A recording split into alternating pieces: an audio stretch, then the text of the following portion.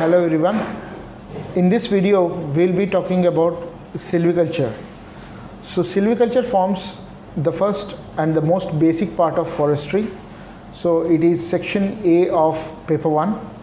So in section A we have silviculture general, silviculture systems, silviculture of trees and mangroves and cold deserts.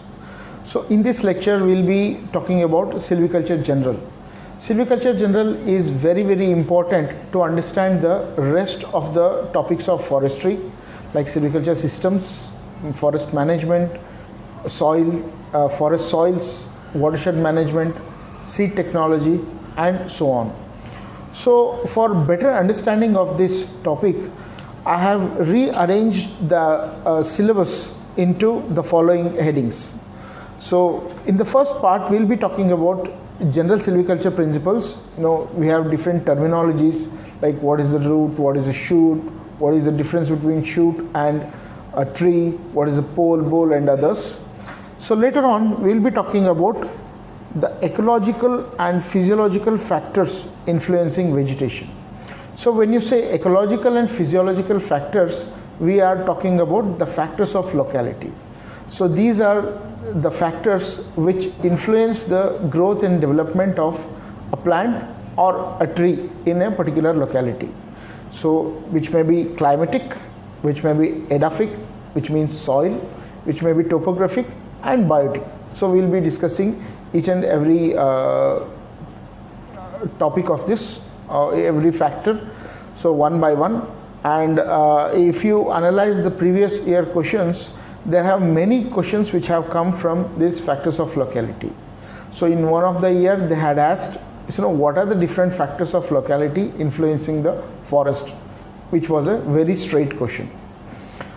After looking into the factors of locality, we will be talking about the natural and artificial regeneration of forest. It is the application, how these factors influencing the regeneration of the forest. And the regeneration of the forest can take place either naturally and artificially.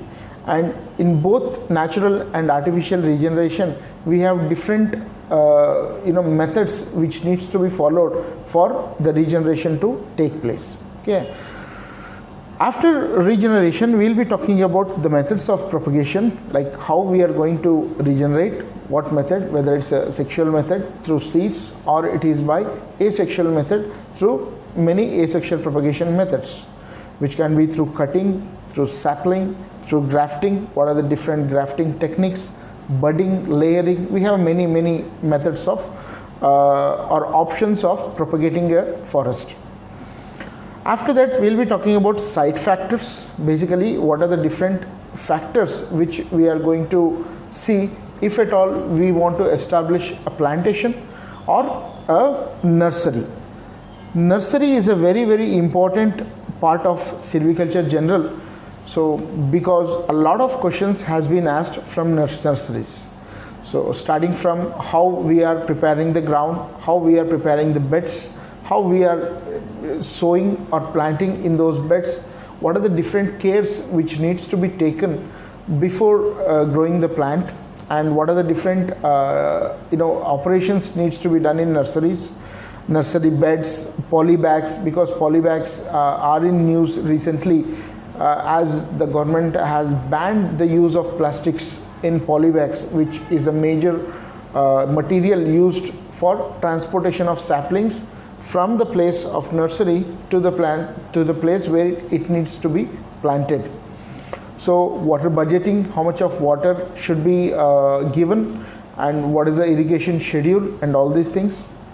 And last but one, we will be talking about grading and hardening of seedlings. So this topic, it is some of the techniques where we will be making the plant strong enough to withstand the actual environmental conditions when it is transplanted into the forest.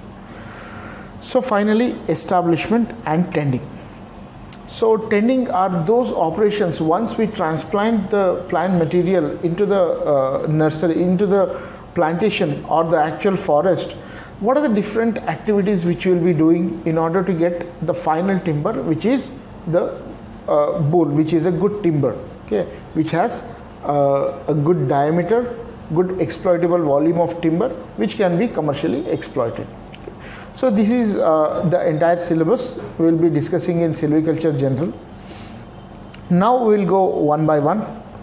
Let's try to understand the difference between silviculture and silvics, because in order to understand what silviculture means, you need to understand what do you mean by silvics. Okay, so silvics, as you can see, it is a study of life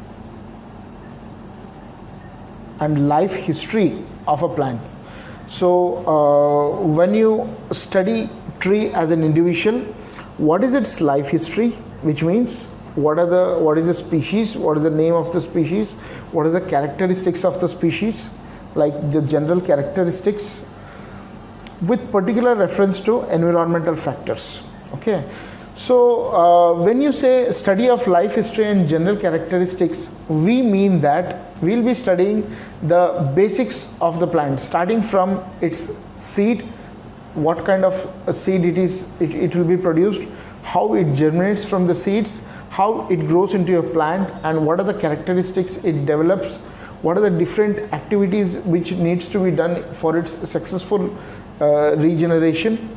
So what are the different activities need to be done when it is in the growing stage in order to attain as a tree, and what kind of regeneration does it require, what kind of treatment does it require, and what are the cares which needs to be taken. All the general characteristics of a tree will be studied in silvics. So silvics is that part of the forestry. When we apply this silvics, the knowledge of silvics for establishment, development, care and reproduction of the trees, that we will call it as silviculture. So silviculture is that branch of forestry which deals with establishment, development, care and reproduction of stand of timber. Basically in forestry we have many branches, like we have forest protection, so environment, soil science and tree breeding management. In all these parts of forestry, the major objective will be to conserve the forest.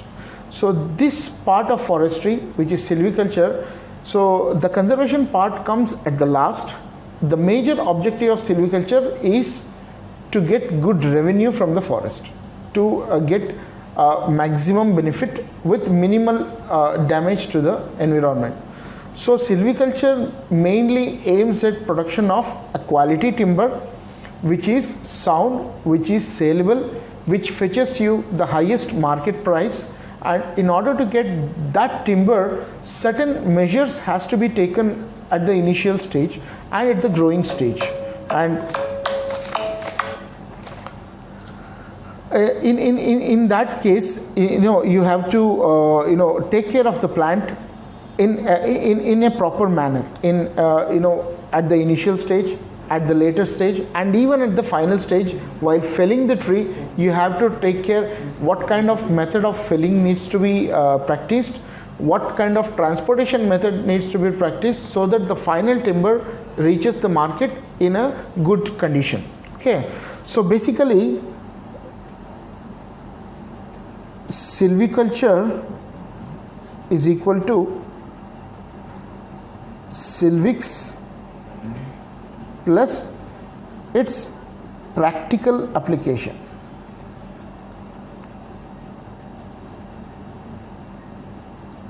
So when you know the life history and general characteristics of a particular tree, and it is practically applied and manipulated in order to get a final good yielding timber, that can be called as silviculture. Fine. So in order to conclude this introduction on silviculture, we can say that silviculture is the study of trees and forest as biological units. So basically we are considering it as a biological unit and not as a abiotic unit, so wherein you need to take care of its growth and development to achieve the final aim, which is to get the final good quality timber. So, and what are the effects the environment is putting upon it, at what extent we can manage those effects and control those effects for benefiting the growth and development, and what are the natural laws of growth and development which influences the forest trees and its growth. So it overall deals with obtaining of natural regeneration or artificial regeneration of the forest in order to get a good yielding timber with respect to or with the care and